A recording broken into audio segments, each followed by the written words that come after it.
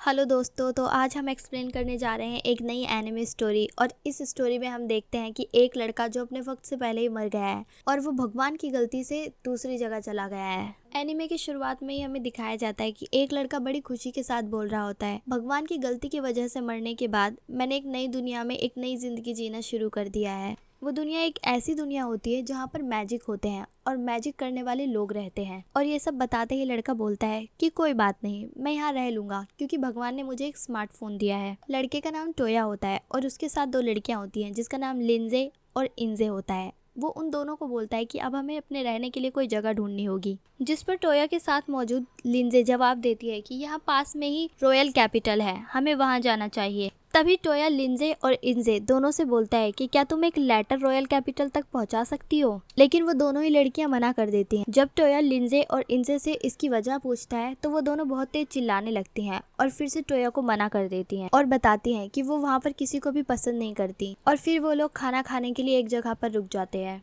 वो तीनों खाना खा ही रहे होते हैं कि उन्हें बहुत तेज चिल्लाने की आवाज़ आती है। और जब वो लोग रेस्टोरेंट से बाहर निकलकर जाते हैं तब वो देखते हैं कि वहाँ एक लड़की खड़ी है, जिसे देखकर दोनों बाकी लड़कियां बोलती हैं कि इन्होंने ओल्ड कपड़े पहन रखे हैं। तभी टोया लिंजे और इंजे को बोलता है कि ये एक सुमोरॉय है। तभी हमें सीन में दिखाया जाता है कि सुमोरॉय को एक आदमी बहुत तेज तेज चिल्ला रहा होता है, जिस पर सुमोरॉय उससे लड़ने लगती है। और सुमोरॉय के साथ साथ टोया और टोया के साथ खड़ी दो लड़कियां लिंजे और इंजे भी उससे लड़ने लगते हैं। और वो तीनों ही उस सुमोरॉय की मदद करते हैं और उसे बचाते हैं। और फिर वो चारों लोग भागकर एक दूसरी जगह चले जाते हैं। फिर वो लड़की उन सभी लोगों को अपने घर चलने के लिए बोलती है और उस लड़की ने अपने घर का नाम कोकोनोए रख रखा होता है। और तब वो लोग घर जाकर खाना खाते हैं और तभी सुमोरॉय लड़की उन तीनों को बताती है कि वो अपने साथ मौजूद सारा सामान खो चुकी है और वो ऐसे इसलिए घूम रही है क्योंकि वो अपने स्किल को डेवलप करना चाहती है। और सुमोरॉय बताती है कि उसकी फैमिली में सब लोग ऐसे ही करते हैं क्योंकि वो सब वॉरियर हैं। सुमोरॉय टोया और लिंजे और इंजे को बताती है कि उसका बड़ा भाई भी एक वॉरियर है। और उसके बाद बातों बातों में वो उन तीनों को ये भी बताती है कि वो रॉयल कैपिटल जाने वाली है। तभी टोया लिंजे और इंजे वो सुमोरॉय को बताते हैं कि वो भी रॉयल कैपिटल ही जाने वाले हैं और वो उसे अपने साथ आने के लिए बोलते हैं। फिर वो सभी लोग साथ में रॉयल कैपिटल के लिए रवाना हो जाते हैं। रास्ते में ही टोया खुद पर बहुत ज़्यादा डिमोटिवेट फील करने लगता है, जिस पर लिंजे उसे एक किताब देते हुए बोलती है कि टोया, तुम ये सब कुछ कर सकते हो और तुम सचमुच टैलेंटेड हो। तभी लिंजे टोया को वो किताब देते हुए बताती है कि इसमें सभी नील मैजिक हैं जो कि तुम सीख सकते हो और ये सब पर्सनल मैजिक्स हैं। टोया किताब को खोलता है और उन सबको बताता है कि इसमें तो बहुत सारे मैजिक्स हैं, वो इतने सारे मैजिक्स को कैसे याद रखेगा। तभी लिंजे बोलती है कि क्या तुम्हें पता है सिर्फ कुछ ही लोग इन सारे मैजिक्स को कर सकते हैं और सीख सकते हैं। टोया बुक को देखकर दोबारा बोलता है कि मैं जानता हूँ भगवान ने मेरी मेमोराइजिंग पावर बहुत तेज कर दी है, लेकिन फिर भी इन सबको याद करना मेरे लिए बहुत मुश्किल होगा। तभी टोया अपनी किताब खोलता है और एक जादू करने की कोशिश करता है, जिससे वो कोशिश करता है कि जो भी चीज वो सोचे वो उसके पास आ जाए। जब वो पहली बार ये कोशिश करता है तो वो नहीं ला पाता, लेकिन दूसरी बार में वो कामयाब हो जाता है और अपने हाथ में एक छोटा सा लाल कलर के कपड़े का टुकड़ा ले आता है। और तभी सुमोरॉय लड़की चिल्लाती है और बोलती है कि मेरे बाल हवा में उड़ रहे हैं। और टोया और उसके साथ मौजूद दो लड़कियां उस कपड़े से सुमोरॉय के बाल बांध देती हैं। वो तीनों तांगे पर चल ही रहे होते हैं कि टोया अचानक से बोलता है कि उसे किसी चीज की खुशबू आ रही है और उसके बाद वो बताता है कि ये खून की खुशबू है। जिसके बाद टोया सुमोरॉय को तांगा बहुत तेज भगाने के लिए बोलता है और फिर सीन बदलता है और हमें दिखाया जाता है कि वो सभी मिलकर एक मॉन्स्टर से लड़ रहे हैं। वो लोग एक मॉन्स्टर को हराकर खड़े ही होते हैं कि वो अचानक से पीछे मुड़कर देखते हैं और बहुत सारे मॉन्स्टर्स भागकर उनकी ओर आ रहे होते हैं। वो लोग वहाँ पर मॉन्स्टर्स से लड़ने के बाद एक काले नकाब पहने आदमी को पकड़ते हैं और वो लोग उनसे बात ही कर रहे होते हैं कि अचानक से एक लड़की के चिल्लाने की आवाज़ आती है।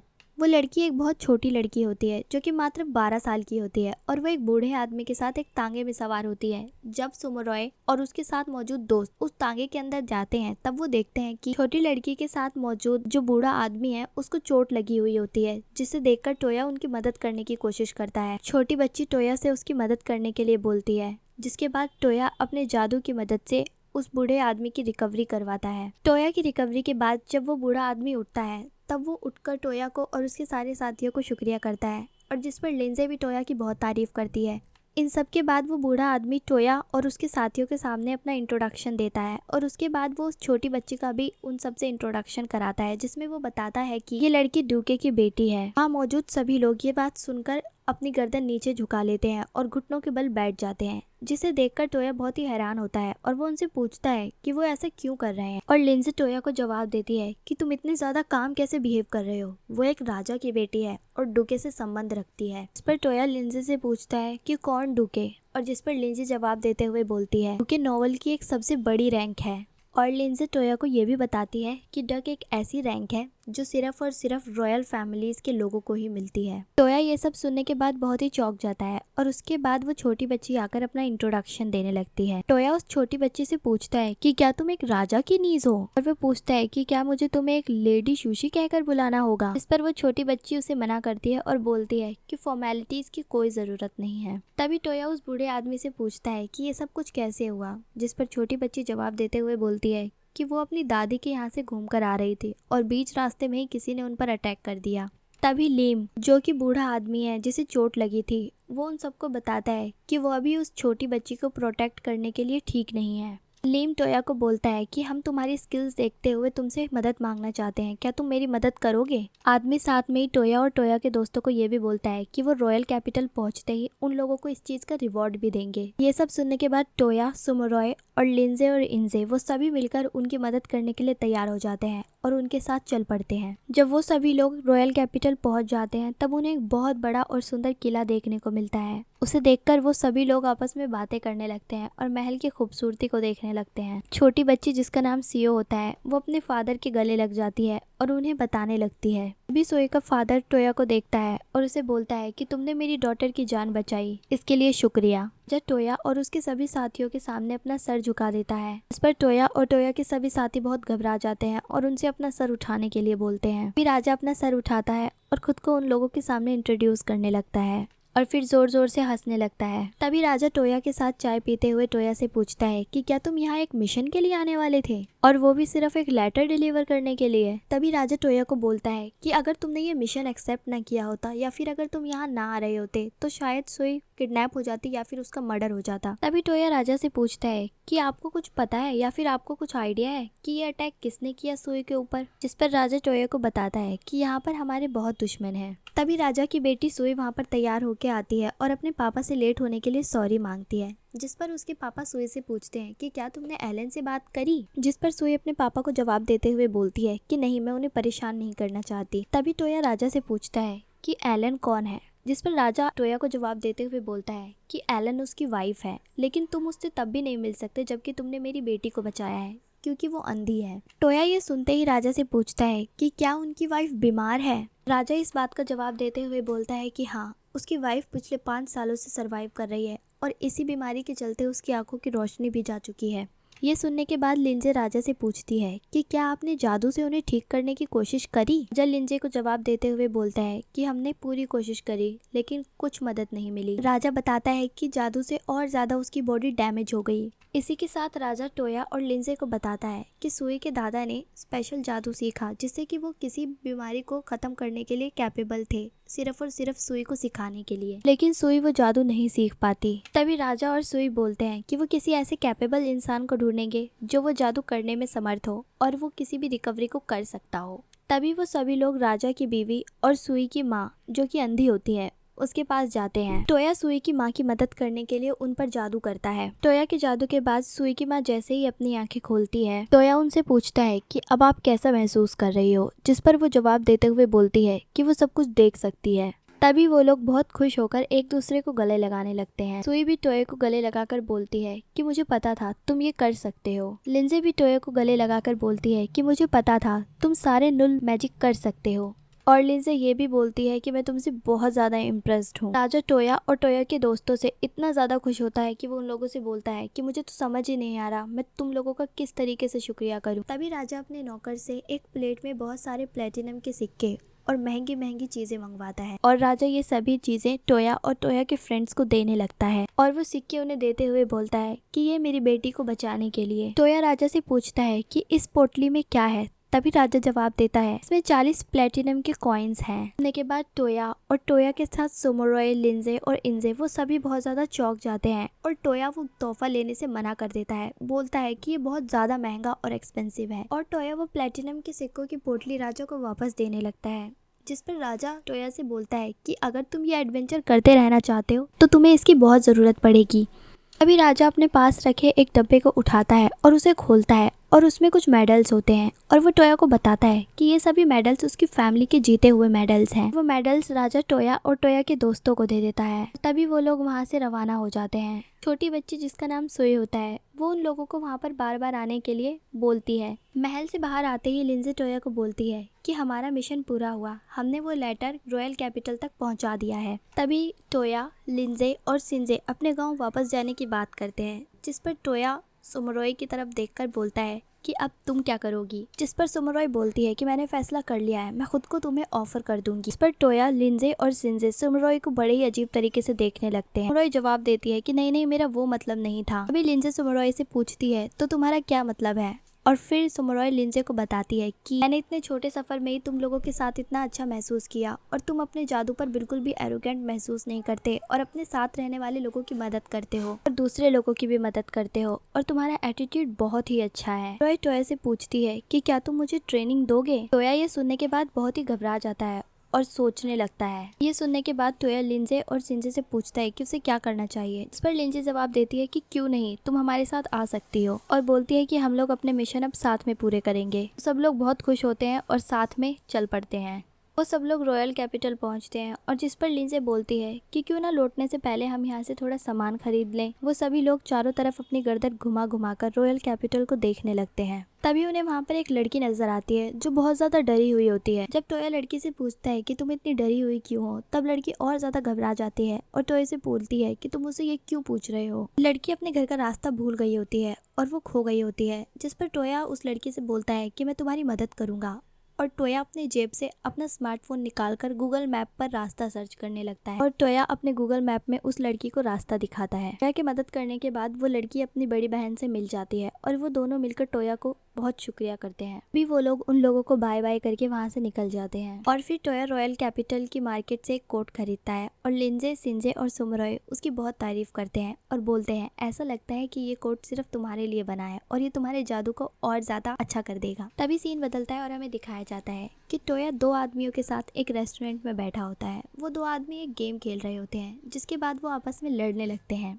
टोया रेस्टोरेंट के ओनर से पूछता है कि बाकी सब कहाँ हैं, जिसमें रेस्टोरेंट की ओनर जवाब देती है कि वो सब अपने कमरे में हैं। तभी लिंजे रेस्टोरेंट में आती है और वो रॉयल कैपिटल की मार्केट से सभी के लिए तोहफे लेकर आई हुई होती है, जिसमें से एक तोहफा उस छोटी बच्ची के लिए होता है जिसे उन्होंने बचाया था, जो एक बूढ़े जख्मी आदमी के साथ उन्हें मिली थी और वो एक राजा की बेटी थी। लिंजे टोया को बोलती है कि तुम ये तोहफा उस तक पहुंचा दो। टोया लिंजे से पूछता है कि क्या मैं अकेले जाने वाला हूँ, जिस पर लिंजे टोया को बोलती है कि हाँ, तुम अकेले जा सकते हो। इसके साथ ही टोया राजा की बेटी को तोहफा देने के लिए राजा के किले की ओर निकल पड़ता है। राजा की बेटी को जैसे ही वो तोहफा मिलता है वो उसे खोलती है। उसके अंदर एक केक होता है, जिसे देखकर वो इतना खुश हो जाती है कि वो उसे जल्दी जल्दी खाने लगती है। राजा अपनी बेटी को देख टोया से बोलता है कि हम तुम्हें एक शेफ देंगे, क्या तुम ऐसा ही केक बनवा सकते हो। जिस पर राजा की बेटी अपनी माँ से पूछती है कि क्या मम्मी अब हम ऐसा केक डेली खा पाएंगे। अभी टोया राजा को वो वाली गेम खेलने के लिए बोलता है जो रेस्टोरेंट में बैठकर दो आदमी खेल रहे होते हैं, और राजा टोया के साथ गेम खेलने के लिए राजी हो जाता है। राजा को वो गेम खेलने में बहुत ही मज़ा आता है और गेम का नाम होता है शोगी।